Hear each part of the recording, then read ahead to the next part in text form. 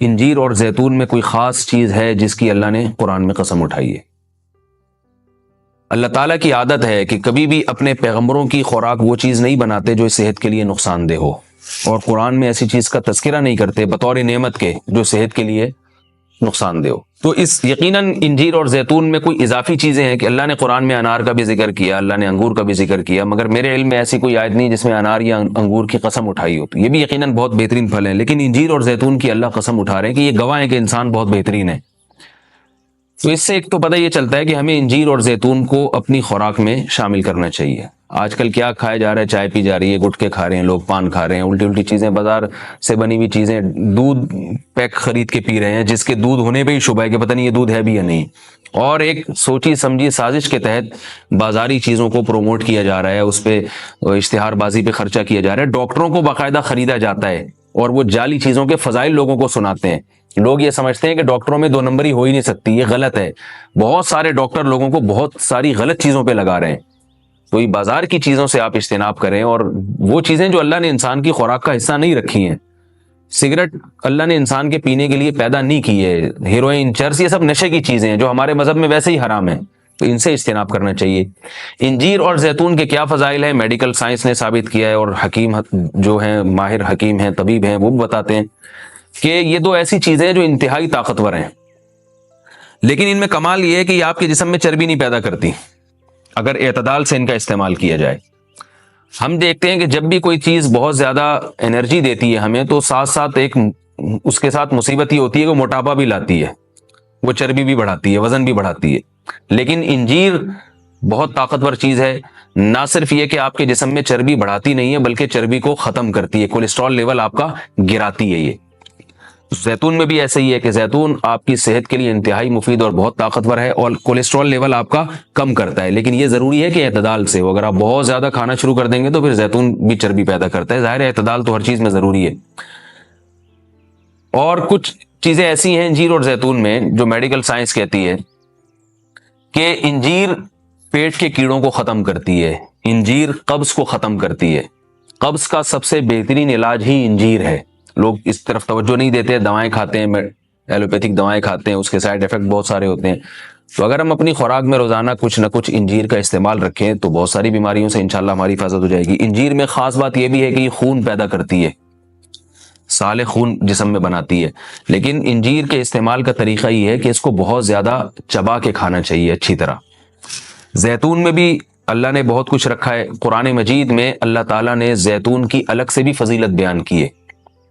فرمایا کہ اللہ نے اپنے نور کی مثال دی ہے قرآن میں، اللہ نور السماوات والارض مثل نورہ کمشکاۃ فیہا مصباح المصباح فی زجاجہ الزجاجۃ کأنہا کوکب دری یوقد من شجرۃ مبارکۃ زیتونۃ لا شرقیۃ ولا غربیہ۔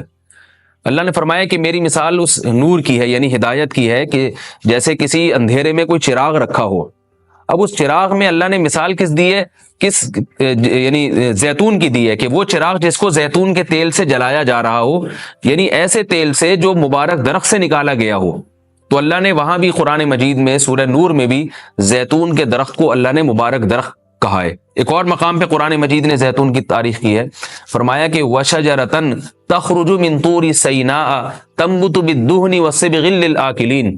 اللہ وہ ذات ہے جس نے ایسا درخت پیدا کیا جو طور سینا میں پیدا ہوتا ہے، یعنی کوہ طور میں پیدا ہوتا ہے وہ درخت، اور تنبت بالدہن جو تیل لے کر پیدا ہوتا ہے، اور صبغ للآکلین کھانے والوں کے لیے سالن کا کام دیتا ہے، یعنی لوگ روٹی اس تیل سے لگا کے کھاتے ہیں، سالن کا کام دیتا ہے وہ۔ تو اب یہاں مناسبت دیکھیں کہ اللہ نے زیتون کا اس آیت میں ذکر کیا اور ساتھ ساتھ بتایا کہ یہ وہ زیتون ہے جو کوہ طور پہ پیدا ہوتا ہے، اور کوہ طور ویسے ہی ایک ایسی جگہ ہے جہاں اللہ نے لوگوں کی ہدایت کے لیے وحی کو نازل کیا۔ تو پتہ یہ چلا کہ زیتون میں جہاں جسمانی فوائد ہیں وہاں کچھ روحانی فوائد بھی ہیں، کیونکہ اللہ نے اس کو مقدس جگہ پہ پیدا کیا ہے، اور وہاں کا تذکرہ اللہ نے کوہ طور کا تذکرہ اس کے ساتھ ساتھ کیا ہے۔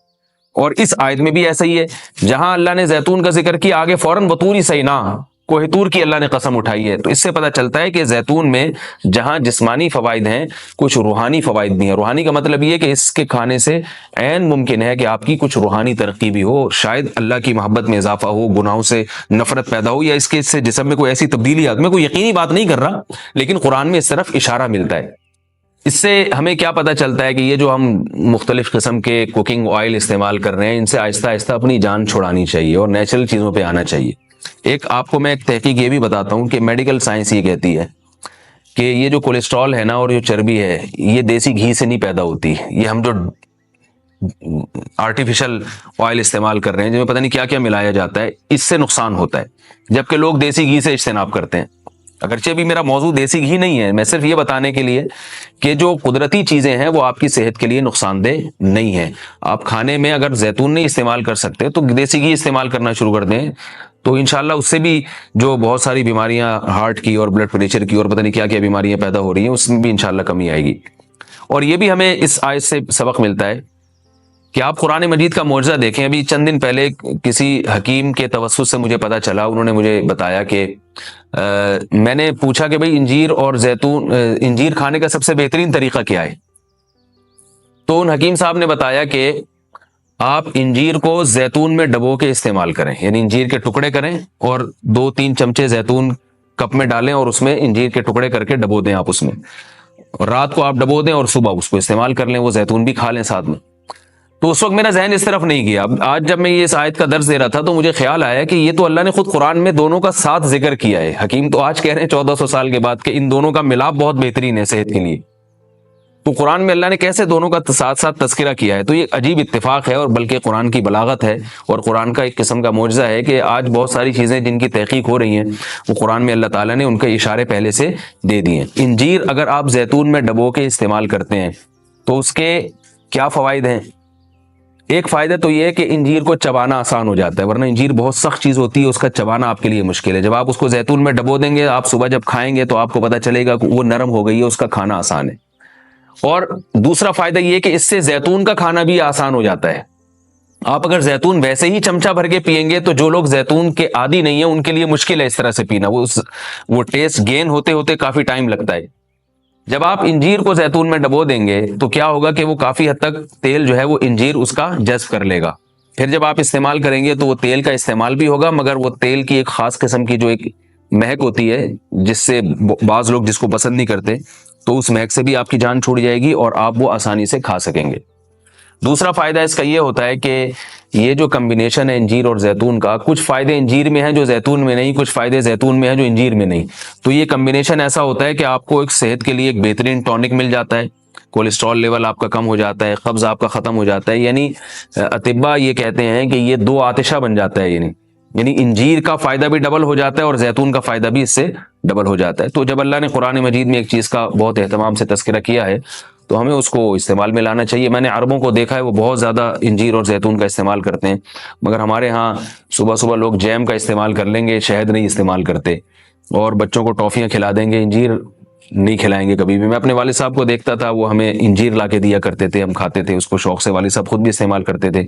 تو والدین کو چاہیے کہ بچوں کو ان چیزوں پہ ڈالیں، میٹھا کھانے کا بچوں کو شوق ہوتا ہی ہے، تو آپ ٹافی یا چاکلیٹ کے بجائے آپ ان کو انجیر کھلا دیں، آپ ان کو کوئی ایسے پھل فروٹ کھلا دیں، شہد کھلا دیں، تو ان چیزوں پہ لانا چاہیے، کیونکہ اللہ تعالیٰ نے صحت کی حفاظت کا بھی ہمیں حکم دیا ہے، قرآن و سنت میں اس کا بہت تاکید سے حکم ہے۔